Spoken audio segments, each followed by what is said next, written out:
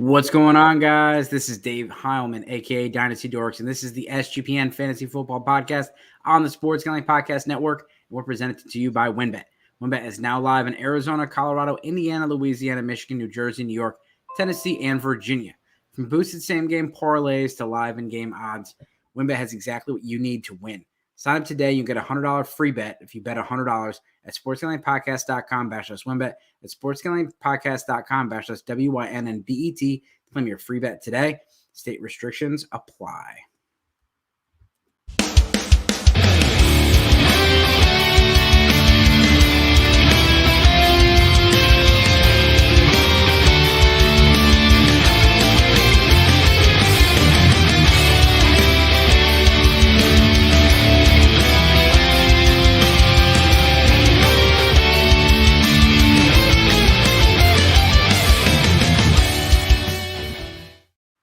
What's going on, everybody? It's the end of the season for everybody now, and even the Week 18ers. It's the end of the season. Hashtag ban Week 18 championships. It's almost painful right now. I don't know what to do with myself.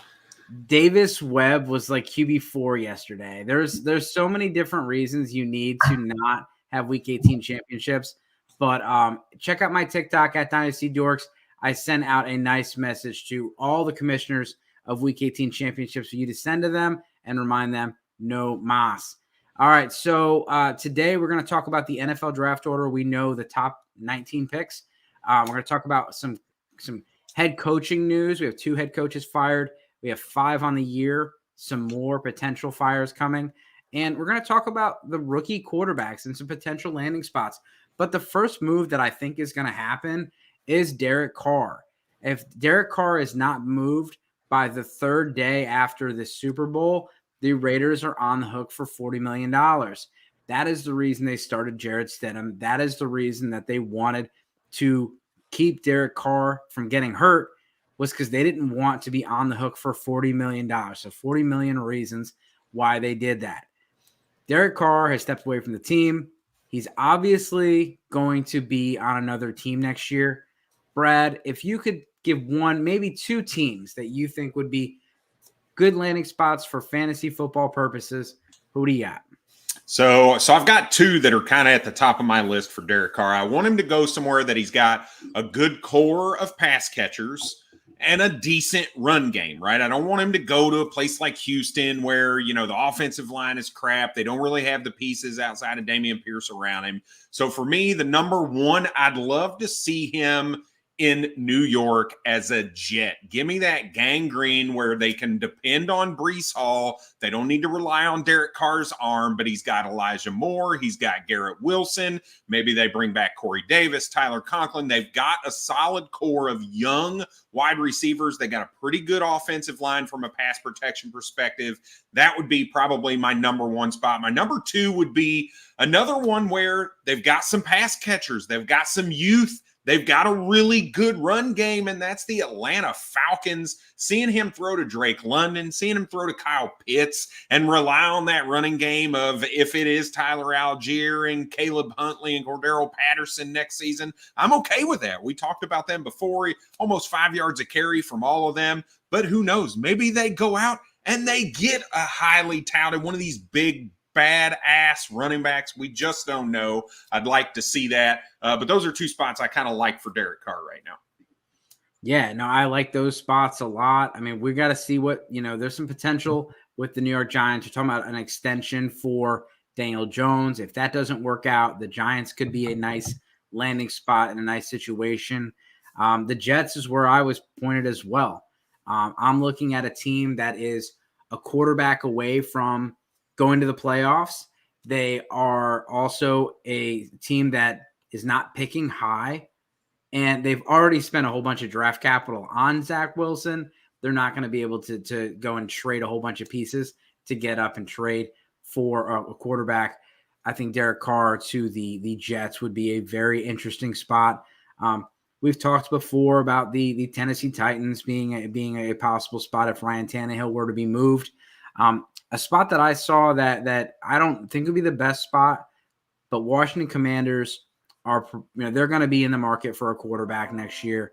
and the Washington Commanders could possibly have a new head coach next year. We'll see. But they're going to have new management. I don't like that new ownership and Derek Carr. I don't think he's going to go to something like that. He does have a no trade clause, so Derek Carr is going to go where he wants to go. And there's no way he's going to go to Houston with what they did to his brother. Yep.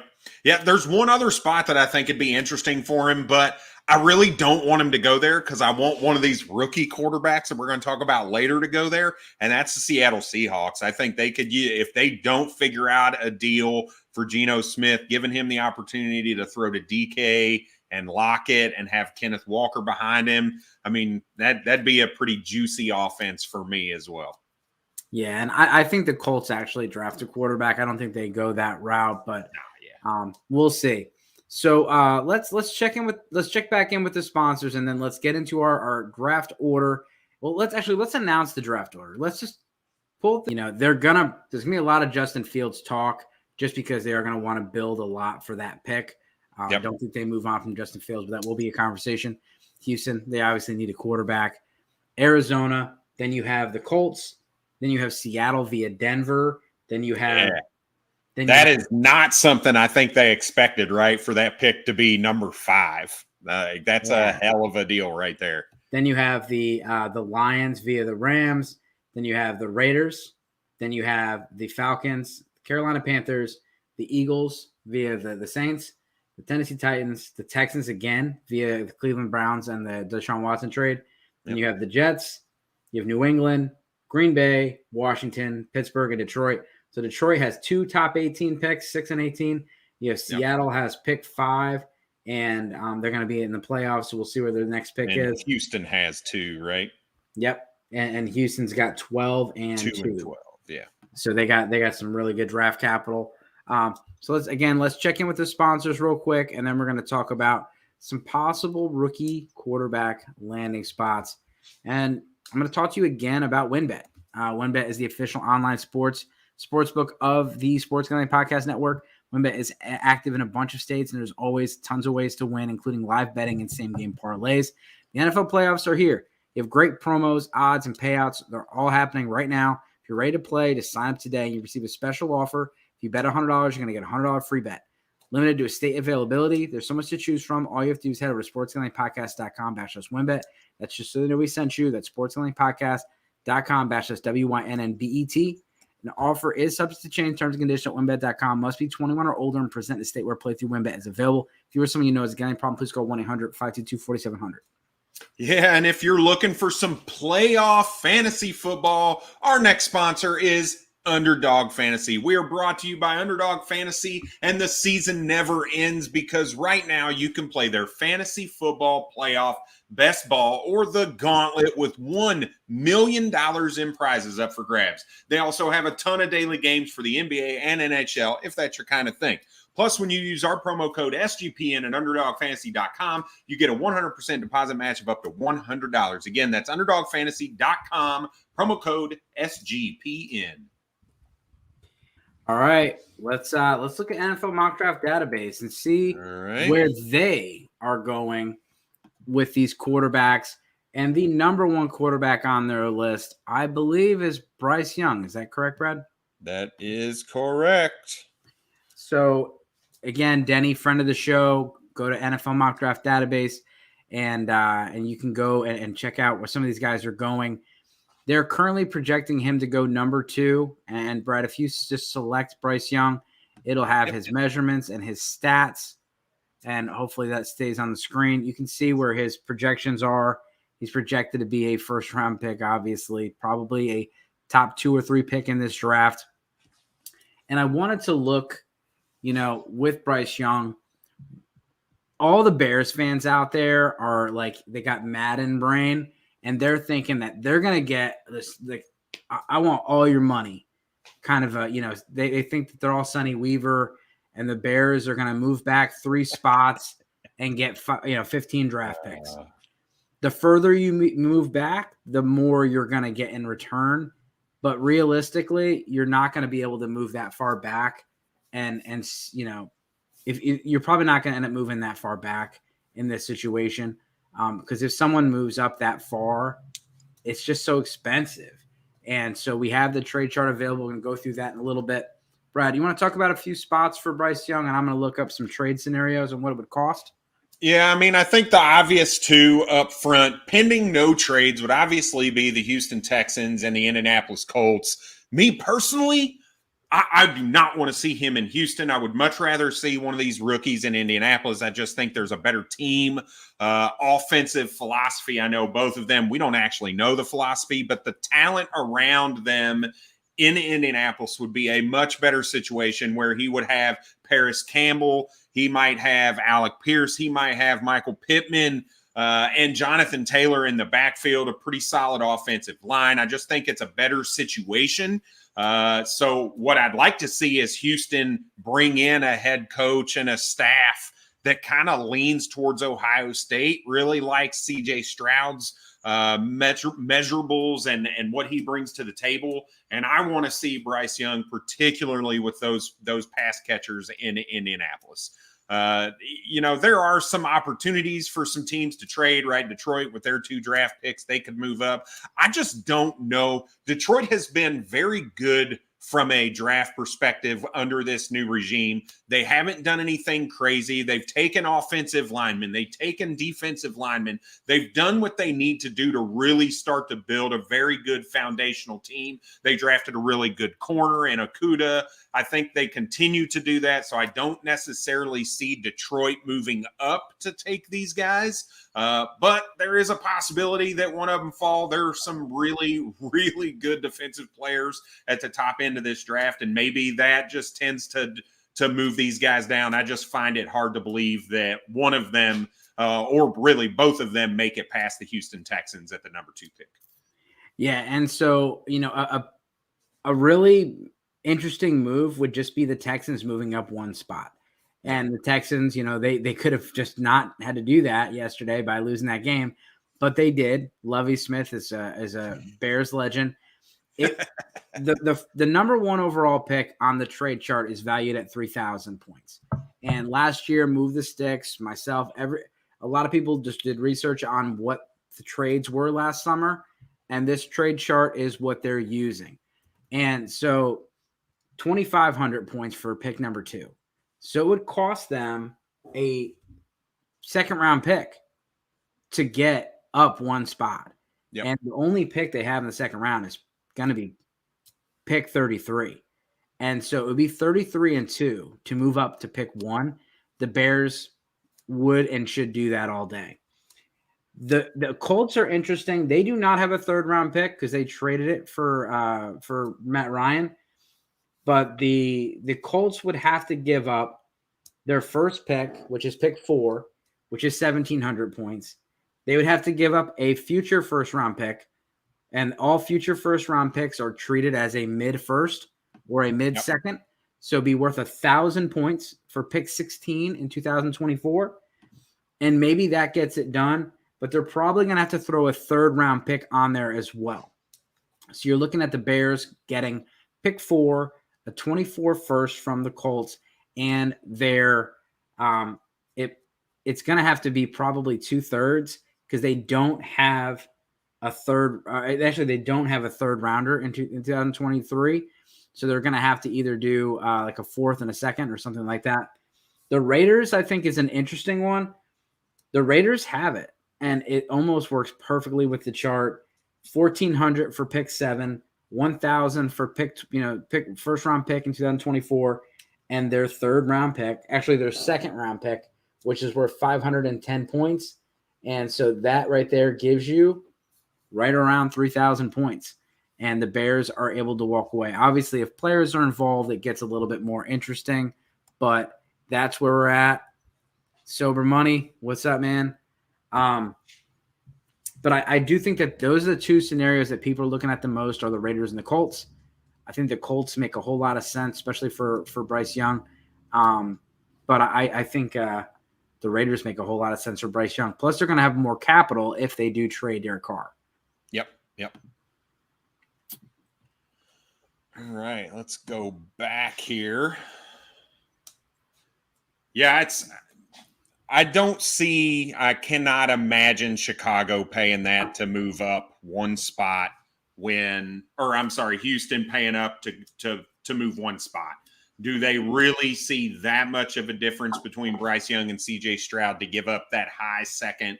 I just can't see that. And then the Colts, I think, one of my favorite guys with the Colts, or one of my favorite landing spots for the Colts for one of these quarterbacks. And Dave, I'm sorry, I'm gonna kind of like roll right into the next guy just because it kind of came to my mind. That's gonna be Will Levis, the quarterback for the Kentucky Wildcats. I think the Indianapolis Colts would be a really nice landing spot for him. Again, as I talked about before, he's not the kind of guy that anticipates throws. He needs to see guys open, and Michael Pittman is really freaking good at doing that, especially when you can have the threat of Jonathan Taylor in the backfield. I think having a new head coach coming in there, they're clearly going to take a look at these quarterbacks and move up. Look, I'm telling you right now, and you can mark my words, there is not a quarterback in this class that has a better arm talent than Will Levis. That dude, so for me, it's like a Matthew Stafford-esque type of quarterback from a throw the ball perspective, right? He can throw at different arm angles. He just zips the ball, and it looks effortless. The amount of acceleration on this ball, and it doesn't look like he's trying. He can make every throw on the field. He does have a little bit of accuracy issues, which has been kind of well documented as well. But I think that'd be a great landing spot for him, along with the Seattle Seahawks with Tyler Lockett, DK Metcalf. As I mentioned earlier, he was the quarterback that I'd really like to see in that offense as well. The one thing that does worry me just a little bit is there is a world where Will Levis falls in the draft, right? Where he's not taken in the top 10 where I think he should be taken because of that arm talent. We've seen way worse quarterbacks from an arm talent perspective be taken in that area. So it makes sense to me that he's in that, 5 to 15 kind of range in the NFL draft. There's enough teams there that need a young quarterback that can sling the rock. And I just think he's going to be a really good fit for the Indianapolis Colts at 5, right? Is what we talked about. They're picking at 4. And so they would not, most likely not have to trade up for him, with Arizona Cardinals picking at 3. Yep. Unless somebody traded up to that 3 spot. And you can see they're thinking the same thing. He's going to be, within the top 11 picks. And I get it. There's people out there that hate Will Levis. I'm in the middle, and we'll do more of our QB breakdowns. For me, I want to see a player that is continually showing progression. And we saw the opposite of him this year. Yep. And he had that kind of one spike year, which really makes me nervous. But I do see the arm talent, and I do think that this guy throws one of the best balls in this draft. Plays in the SEC, which is great, but he did not play well against the SEC this year. And he did have, 3 offensive linemen and Wan'Dale Robinson enter the draft, and that definitely has something to do with it. Yep. He's got some sneaky legs too. That's the thing that kind of jumps off the screen to me about him is he's a big dude, 6'4", 6'5", 230, 235 pounds. He's a big dude, very Daniel Jones-esque in size, I guess, but he looks a little bit stouter than Daniel Jones. And he's got some legs on him that is, I think, a little underrated as well. Now, he's not going to be Lamar Jackson out there or anything like that. I'm not even going to say he's Josh Allen-esque in that way, but it would not surprise me to see him be able to put up a few hundred yards rushing and a couple rushing touchdowns. Yeah, and Will Levis will be a polarizing player. Like I said, There's people that are all over the board on him. He's a little older for prospect. He's 23. He'll be 24 next year. That hasn't deterred people in recent drafts. Joe Burrow was a little bit older. But, with him, we'll see where it goes. Let's talk about C.J. Stroud. We skipped over C.J. Stroud, and now you wanted to talk about him. Yeah. So C.J. Stroud is clearly the number 2 for me. It's not close. Between him and Bryce Young. And I could see and I talked about this before, there is an opportunity for Will Levis to kind of jump him in my eyes. I just think Will Levis has just the better arm when it comes down to things. But CJ Stroud is clearly going to be one of the top 2 quarterbacks, I feel like, from NFL standards coming out. He really impressed me in that bowl game. I did not expect to see what I saw from that. He did answer a few questions for me in particular in that game. He played lights out. He really did. And, I got some friends that are Ohio State fans. I hope they're not listening, and I kind of hope they skip this episode now. But they definitely probably should have won that game. So I didn't tell any of those guys that, but yeah, definitely. So, I look at it and I say the guy's got all the tools, but he has all those question marks that Ohio State quarterbacks have.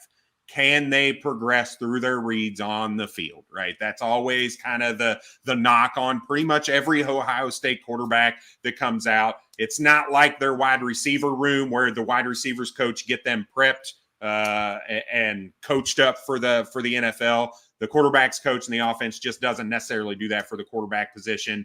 I don't see a world where he makes it past pick number 5.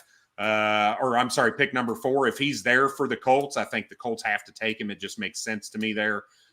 So I think that's my preference. Obviously, I think for them, I just struggle saying I want to see these guys go to Houston.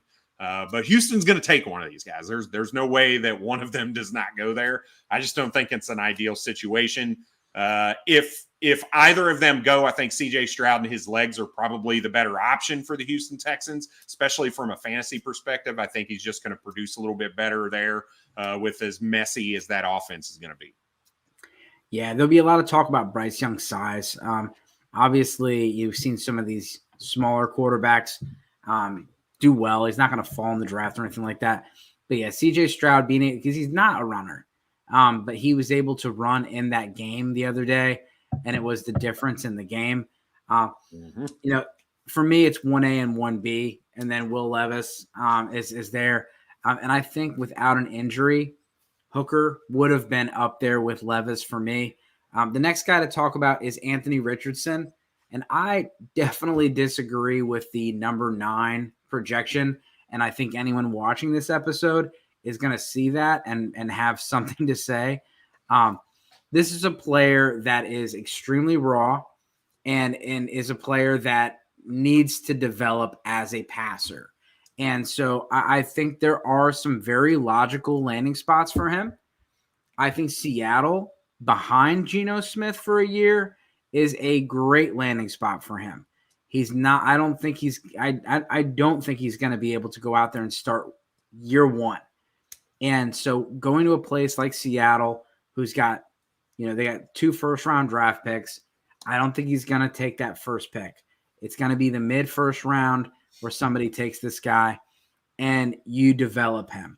If he falls to the second round, a team like the Giants, with what they've done with Daniel Jones, with what Brian Dable did with Josh Allen, this guy he's Cam Newton as far as what his ceiling could be. He's a great runner. He has a rocket arm. He's got a big body. But as far as, this is not a guy that has the stereotypical pocket passer traits. Yeah. And so when you're looking at someone with accuracy issues, footwork issues, and technique issues, I just don't think he's going to go that early in the draft. Washington there, the Lions with pick 22, where they could develop him. That's more realistic than pick 9. The Panthers are desperate, but I don't think that they go that route. They either get one of these top guys by trading up, or they go with a veteran. I don't think they would go this route with Anthony Richardson, who I believe is more of a project. And I'm looking at NFLDraftBuzz.com. They have him at 6. They have McKee at 5. They have Hooker at 4. They actually have Will Levis graded out as their 2nd. And then they have CJ Stroud as their 3rd. Only 0.1 points behind Will Levis. But Bryce Young is 94.1. Score is much higher. And they have Anthony Richardson projected as a second round pick. Yeah, I cannot imagine this guy going in the first round. I don't see it. I get it. The dude is super elusive in the pocket. He's hard to take down. He's got good legs. He's a little bit of a runner. I don't like anything about his arm. Yeah, he can throw it far, but a lot of people can throw it far. He is extremely inaccurate in any route where the wide receiver is running. If they're setting in zone, he has a pretty good tendency to put him on them. But if they are running across the field or that, he is extremely inconsistent. And I just don't see how an NFL team can look at the film and see a guy who throws at like 53% completion percentage and be like, that's a first-round quarterback right there, only because he's got really good legs. Like, I just don't I just struggle with it, right? So I'd be shocked if he's a first-round pick personally, but I mean, I'm not a professional either. So, yeah, I mean, that was, it was the same conversation with Josh Allen, and not saying he is Josh Allen, but Josh Allen was a 50% completion guy. This is a 17 touchdown, 9 interception guy. Mm-hmm. So I don't put him in the same world as Josh Allen. Plus, Josh Allen, he developed. He was not that great when he came out. He developed, right. And I do think it's going to take some time to develop him. And then the next guy I wanted to talk about was Hendon Hooker.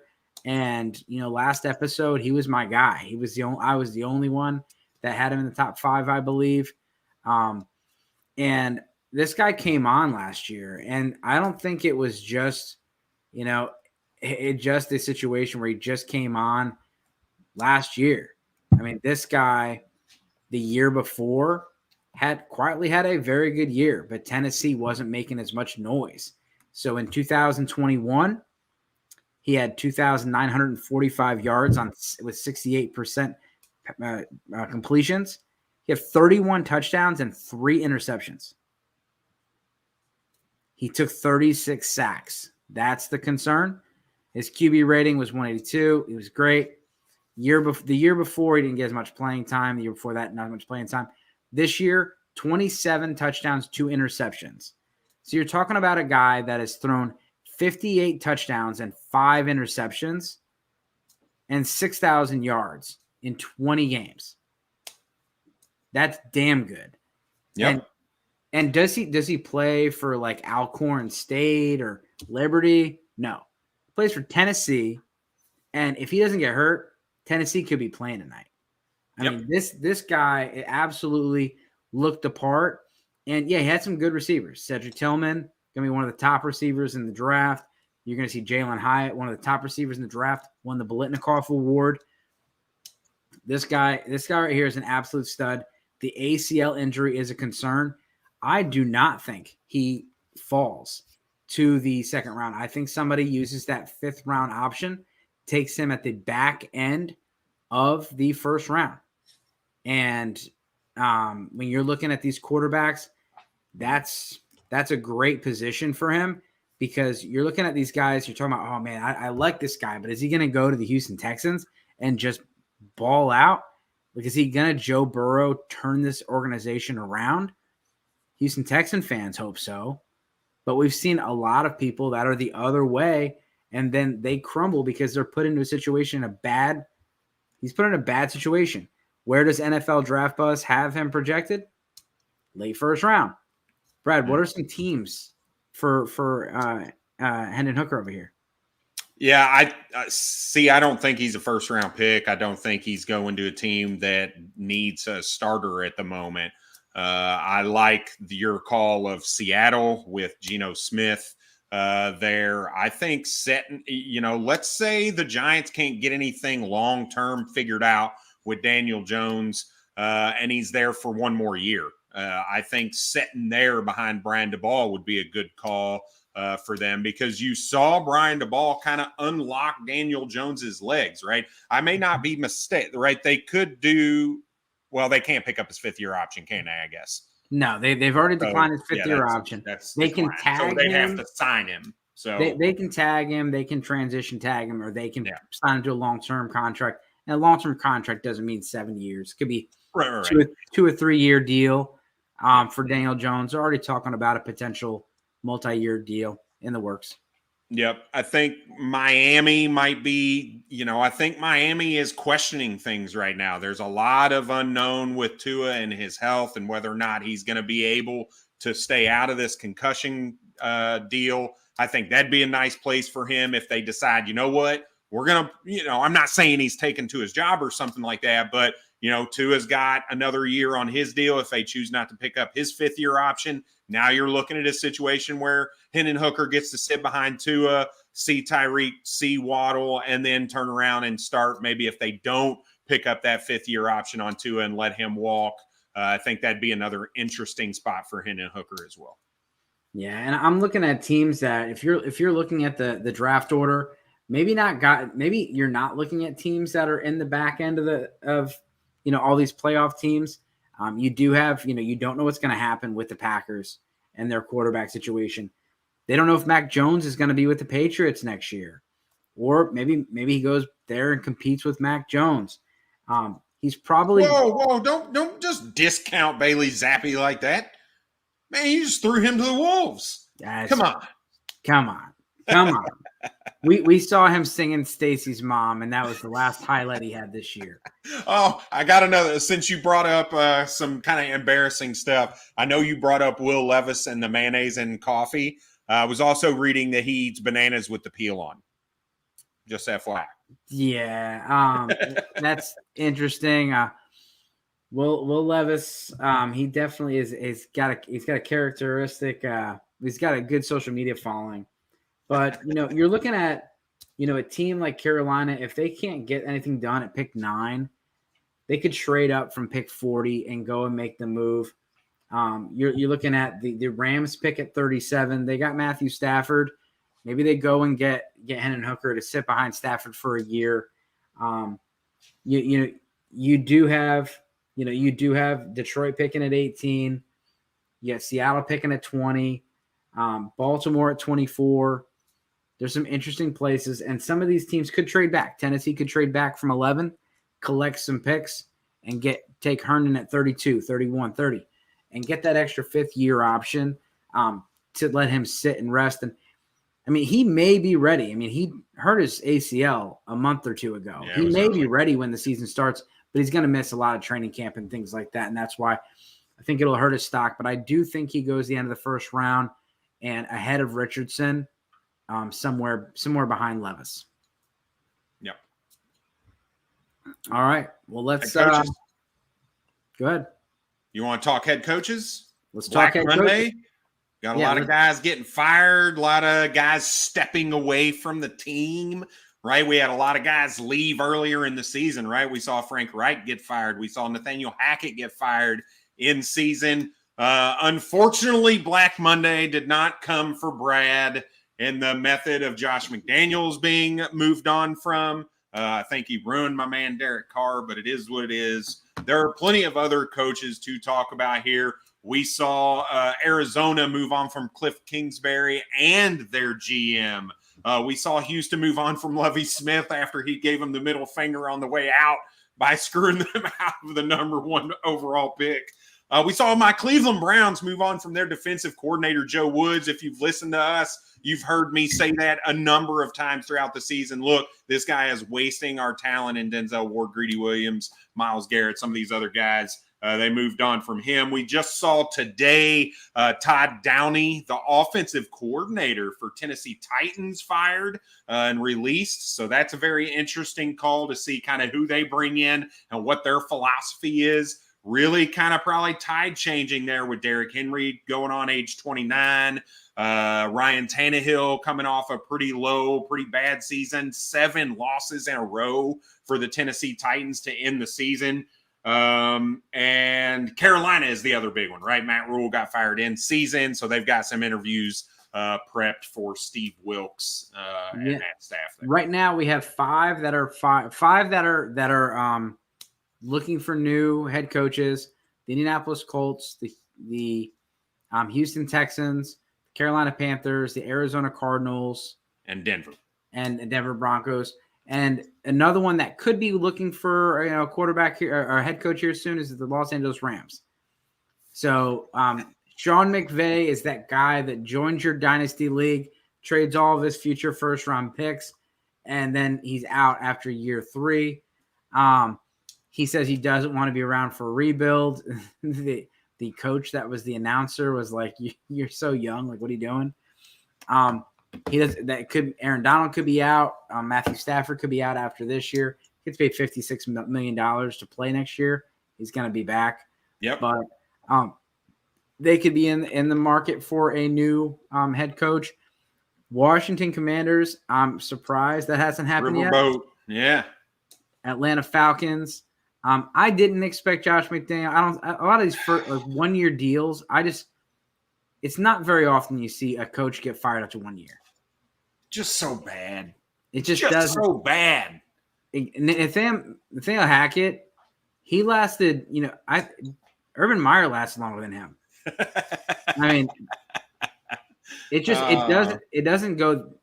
You don't get fired that fast in this league. Yeah, the Waltons must be hard asses. That's what that comes down to. They bought that team and were like, "You're out, go." Yeah, and Washington, they could be on the same path. I don't like what the Broncos did. You made the big QB trade. You made the head coach hire, and then you got new ownership. Washington's in the same boat. They could be doing that.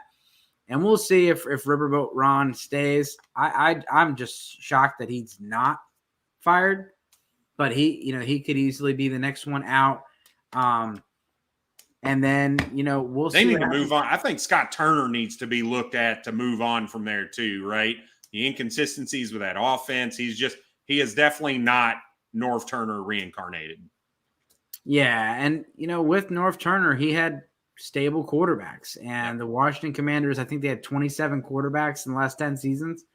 I mean, it's just been horrendous over there. So, for Derek Carr, someone to go over there, nobody's going to want to go to that organization. They're probably going to have to draft somebody or sign a free agent and overpay. Yeah. Where Jimmy Garoppolo is a potential for both the Raiders and both for the Washington Commanders. It's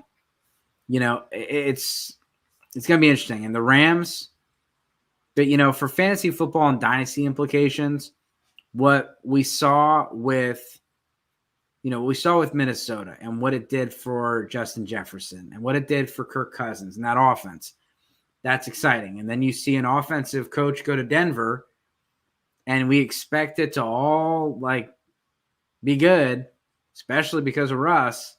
It didn't work out. So you can't go and say, all right, offensive head coach, it's going to equal fantasy success. You can look at some of these other coaches. One thing that was really difficult last year was you had 10 new head coaches. You had 7 of them were offensive head coaches, and 5 of them had never called plays before. So you can't be like, oh, that guy's 53% run, 47% pass. That guy's a tendency to do this. It was like, and then oh, Brian Dable, we know what he does. Oh, yeah, Mike Kafka is going to call the plays. And so you can't predict with some of these things, but what I can say is if a guy's had success in the NFL as far as an offensive mind, it has a lot to do with what's going to happen with the quarterback. We were excited, cautiously excited about Daniel Jones and what Brian Dable could do with him because of his work with Josh Allen and in that offense, and the fact that Daniel Jones has a rushing skill set. And the biggest thing that they fixed with Josh Allen was the turnovers, and that was the biggest thing they fixed. I love seeing the Dak Prescott versus Daniel Jones side-by-side comparison this week. It was beautiful. And nonsense. You look what the Philadelphia Eagles are doing with Jalen Hurts and that offense. And so a lot of the coaches that are being talked about right now are defensive coaches. So my best advice is to look and see what they do with their offensive hires. If DeMeco Ryans goes and coaches for the Houston Texans, who does he bring with him? Who's the offensive coordinator? That's interesting too, because that's where he played, right? So he's a long-time linebacker for them. So does he bring another, Kyle Shanahan disciple and try to unleash that offense? Because I'm down for that. It's worked for the Jets. Yep. I called the Jets the Niners East, and we're seeing that type of an offense. and we're seeing fantasy success. Brees Hall was great. Garrett Yep. Wilson's been great. And so you're not seeing the same success you are with Shanahan and the Jets. I mean, Shanahan and the 49ers, but they're still Mike getting McDaniels, right? Yeah, Mike McDaniel. And so we saw a lot of offensive hires, and you'll see more offensive hires this year. Eric Bieniemy's got to get a job this year, right? I mean, just year after year, like, okay, where's Eric Bieniemy going? For those of you who don't know, offensive coordinator for the Kansas City Chiefs. Like, what are we waiting on here, man? So, I mean, could it be a Nathaniel Hackett situation where he called plays for Aaron Rodgers? Sure, it could be. But when you're just that successful on offense for that many years, the guy deserves at least a shot at it, right? Like, what are we waiting on here? So, yeah, there's a couple of interesting ones. Yeah, he'll definitely be out there. There's some rumors about why he's not a head coach. Not only does he not interview well, but some of the other things. I think there's some things in his past as well. But Bieniemy's not the only one. You have Jonathan Gannon, the defensive coordinator for the Eagles. You have the offensive coordinators that are under all of these playoff teams are going to be looked at. Bieniemy's one of them. But there's a lot of teams out there with, if they go deep in the playoffs, it's only going to strengthen. And then you have Sean Payton lurking. Yep. Jim Harbaugh lurking. And supposedly he's come out and been like, I ain't going anywhere. Now, I can believe that. He's a god at Michigan right now. And he was not great after the first year or two in San Francisco. So I could see him just sticking it out. And the Carolina Panthers owner came out and said that they haven't been pursuing Harbaugh, but Harbaugh has been pursuing them. And that interesting. Yeah. And so the Broncos are going to be interviewing Harbaugh and Sean Payton both. So they're looking for an offensive coach, it looks like. Brian Flores is gotten some. Some interest. The Browns asked for him to be the DC, so he's supposed to be. They requested an interview. I don't know if I haven't heard whether or not it's been allowed or not yet, but we'll see. I still think there's some more openings. Like I said, I think the Rams open up. The Saints are expected to retain Dennis Allen. That could change if somebody becomes available. Arthur Smith, I don't get it. I mean. It was a very uneventful Black Monday for me. Like, I'm thinking, all right, Arthur Smith's gone. Riverboat Ron's gone. I hope Josh McDaniels is gone. Like, Lovie Smith's going to be out not because he should be, but because he lost him the number one pick. Like, they're just going to do it out of spite kind of thing. And it was just like nothing. Yeah, I mean, and very uneventful kind of day. So. And we saw teams that started this early. When you get three firings midseason with the resignation with the Colts, but 2 firings, it spread out the news, we'll say. But Cliff Kingsbury was the biggest one today, and they're going to say Kyler Murray is going to have his input. I mean, they're married to. I saw someone said, "Well, they got the 3rd pick, C.J. Stroud, to be great." I'm like. That contract hasn't even started yet. Yeah. They're married to Kyler Murray, and they're gonna have to get a coach that he prefers. Yep. And that's gonna be interesting. Vance Joseph is the defensive coordinator for the Cardinals. He's well respected and will get a look in the building. Yep. He's got head coaching experience too. Yeah, so he'll have to bring in an offensive coordinator that fits well with Kyler Murray and can manage his personality. And Cliff Kingsbury obviously was not doing that. Yep. So from a dynasty perspective, we got a couple minutes left, I guess. How do you take this into account come the offseason, right? So let's say Carolina, hires, I'm just pulling a name out of thin air. They hire up Joe Woods, defensive coordinator, as a head coach. They bring in a college offensive coordinator to be their OC. what do you do with players at that point? Are you looking to sell players after head coaching hires? Are you looking to sell them before head coaching hires because you don't trust the organization? I mean, there's some pretty heavy dynasty players. If you think we're talking Carolina. If you talk DJ Moore, if you were talking DJ Moore last year, there's a lot of people had him top 12 dynasty wide receiver. I want multiple firsts for him. And now you could probably get him for a singular late first. Do you move guys before head coaching hires after, or do you really not let it affect your dynasty potential? Yeah, like I said, it all depends on who the hire is. And so a defensive hire, when you look at like Justin Fields had a good year, and his stock is definitely up compared to where it was. Yep. And earlier in the season, it did not look like a good. They hired defensive head coach, and then they hired, the Packers like tight end coach to be the offensive coordinator. Yep. None of that was sexy, but eventually it did work, and it was great for fantasy. You look at what the Giants did, and you said, okay, it's going to be good for Saquon, it's going to be good for Daniel Jones, and so when you see like O'Connell. The reason that I liked the O'Connell hire was we knew that this was going to be more 3 receiver sets, more passing volume. We knew that was going to happen because we knew he was going to bring that scheme. Even if he doesn't call the plays, he's going to bring that scheme. Same thing with Cincinnati. So if you see someone from the McVay, from the Shanahan system, you have an idea of what they're going to do. And so you're interested. And so I would, if I did not believe in the player, use that as a sell. And, try to sell on that. If Sean Payton goes to the Denver Broncos, you're going to see all those players' stock go up. And if you're like, I still think Russ is washed, that window is going to open for someone's going to be interested in buying. And, Cortland Sutton's going to be in there and involved as well.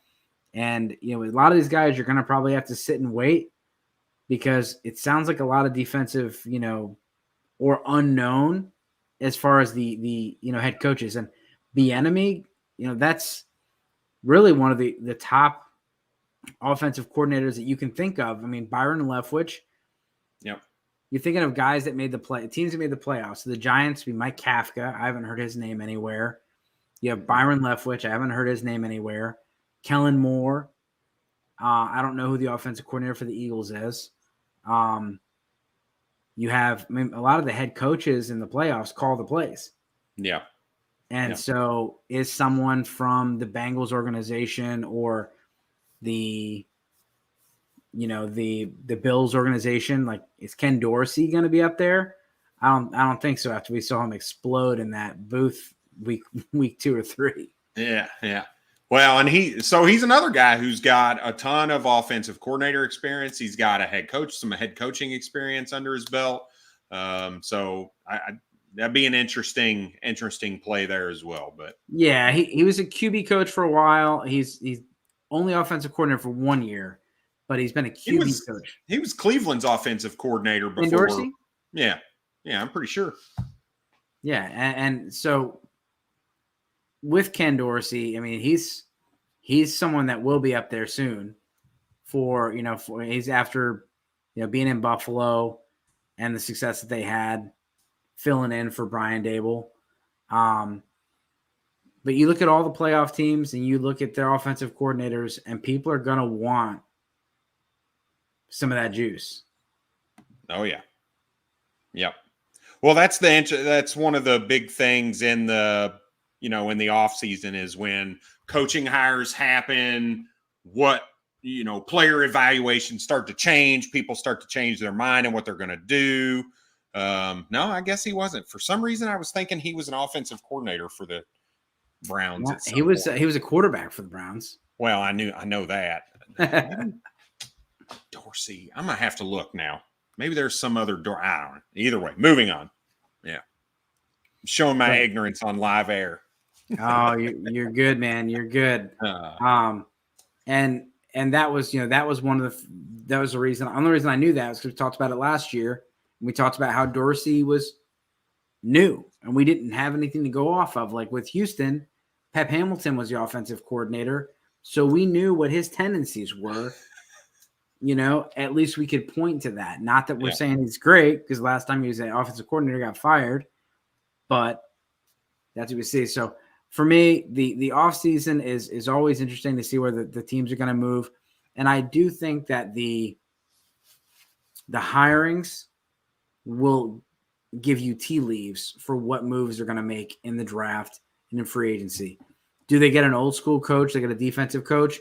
You're probably not going to see a receiver drafted in the first round, or you might see some of these linemen and some of the things that you've seen with Dan Campbell, where it's a little bit more of a old school traditional build, when some of these other offenses that are high flying, they're taking receivers and tight ends in the first round. Yeah, Dan Campbell is so conflicting for me. I love what he's doing for the Lions, but I hate what he's doing to DeAndre Swift. It's just pissing me off. Like, dude, you got this. He's clearly the better runner. I get Jamal Williams has got like 18 touchdowns on the season or whatever, but just put the ball in DeAndre Swift's hands. Come on, man. God, it's killing me. Yeah, I'm hoping Swift gets traded this offseason. He's obviously done something. And then yesterday he got the ball, had his first good play of the game, and got hurt. Yeah. What are your thoughts on Jerry Jeudy? Jerry Jeudy had a play yesterday that I was like, I didn't think Jerry Jeudy was that fast. He's pretty fast. He's always been a quick guy, but he was blazing. I think you have an opportunity to get off of Jeudy because of how good he's been the rest of the year. Next year, Tim Patrick will be back. We don't know what his impact's going to be on the offense. Javonte Williams is going to be back. They're going to have a new coaching staff. I like Jeudy, and I wouldn't move him unless I'm getting a good offer. But in my eyes, there's a lot of Jerry Jeudy's, and you could move and get, Rashad Bateman plus, or you could get another player plus for Jerry Jeudy right now with how strong he finished the season. Yeah, I'm the opposite. He's a hold for me. I just think he is clearly the number one in that offense. And I don't care what offensive coordinator comes in and who's calling the plays. It is clear that Russ looks for Jerry Jeudy. And that's all I care about. What is the quarterback to wide receiver relationship? I don't want to say that's all I care about, but that is the most important thing that matters when you're looking at wide receivers. What is their relationship with the quarterback, and how often are they on the field? Well, Jerry Jeudy's always on the field, and he is the go-to guy for Russ Wilson. And like you said earlier, they're not moving off of Russell Wilson. They can't anytime soon, really. Minimum of 2 more years.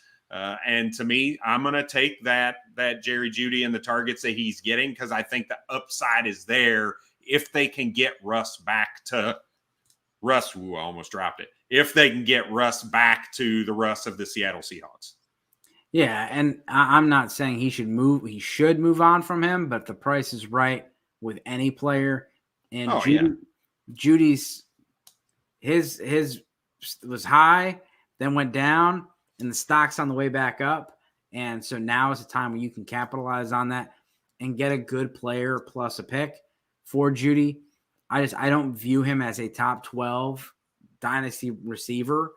And if you're going to get, someone like Jeudy in that cluster, I feel like you could, there's guys that you could trade and get that guy plus Jeudy and not lose a lot of value.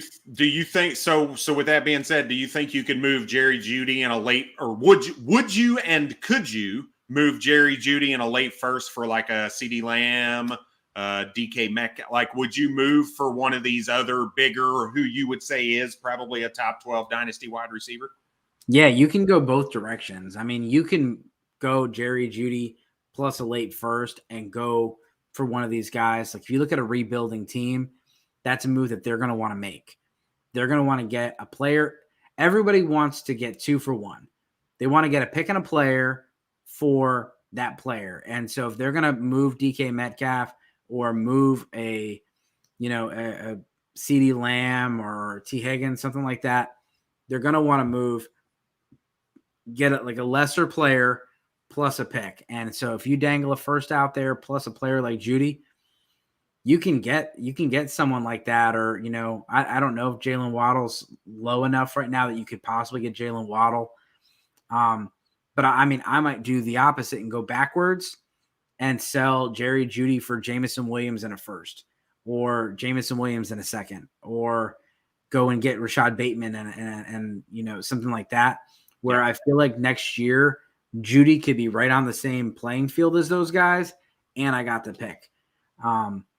Where if you move up, you're gonna have to pay up to make that kind of a jump, because Judy's probably in the top 24, top 20 range as far as late wide receiver 2 in Dynasty. Yep.